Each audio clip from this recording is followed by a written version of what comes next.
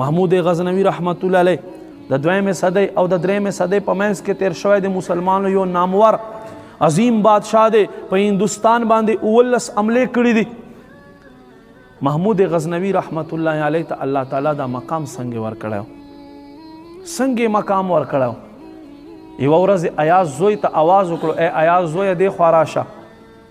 هغه ایاز زوی هم خفه شو چې بادشاه خو ما سره ډېره مینه کوي، روزانه نوم راته علي او نن نوم راته واخیستوی چې ایاز زویه ما خواته راشه، وجه څه دی؟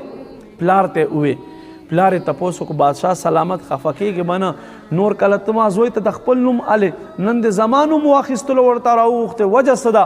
محمود غزنوي رحمت الله علیه څه ورته فرمایي؟ وایي روزانه زه چې د ستا بچي نوم علمه ما اودس وي، چونکې د ستا بچي نوم چې دی هغه محمد دی او ما ته دا خپل غیرت زما نه برداشت کوي چې محمد نوم زه بغیر د اوداسه والم. نن مې اودس نه و ځکه مې داسې وتوي چې ایاز زویه راشه.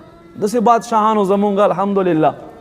هما عزتمندو یو سړی و غریب و انتهایی محتاج و، یوه شپه درود شریف ووې، بس سر سترګې پټې شوې، زړه سترګې ویښې شوې، الله محبوب صلی الله علیه و آله وسلم تشریف ورته راوړلو.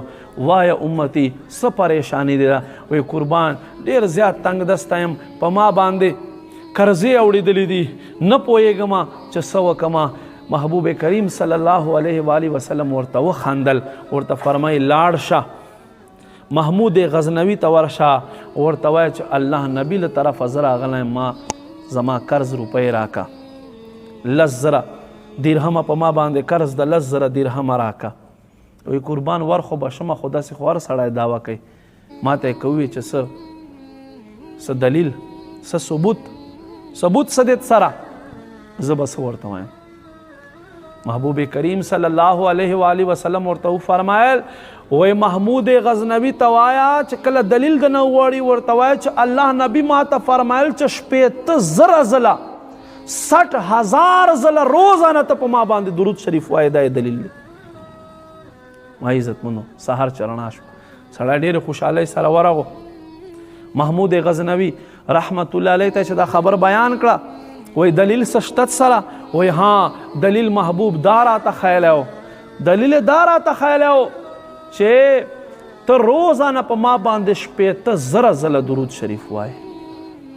بس بادشاه ډایرکټ حکم وکړو، وی 10,000 د ده قرض ورکوي، 10,000 د ده کاروبار او کور دپاره ورکوي او 10,000 د دې خوب په انعام کې دته ورکوي، 30,000 درهمه ورکوي. کله چې سړی لاړو درباریان وایي قربان تا خو د سړي خبر وکړه او تا پیسې ورکړې، ته خو ورځې مونږ سره او شپې مونږ سره، نو دا 60,000 ځله 60,000 ځله درود شریف ته څنګه وایې؟ وایي نن ما زړه ته یقین میلاو شو، ما له ماشوموالي نه دا عادت جوړ کړی دی، درود 10,000 درود 10,000 یو درود شریف ته کچا ته پکاري ما سره بیا میلاو شي ته وبخایم، درود 10,000 چې یو ځلې ووایې 10,000 ځله درود شریف ثواب پې میلاویږي.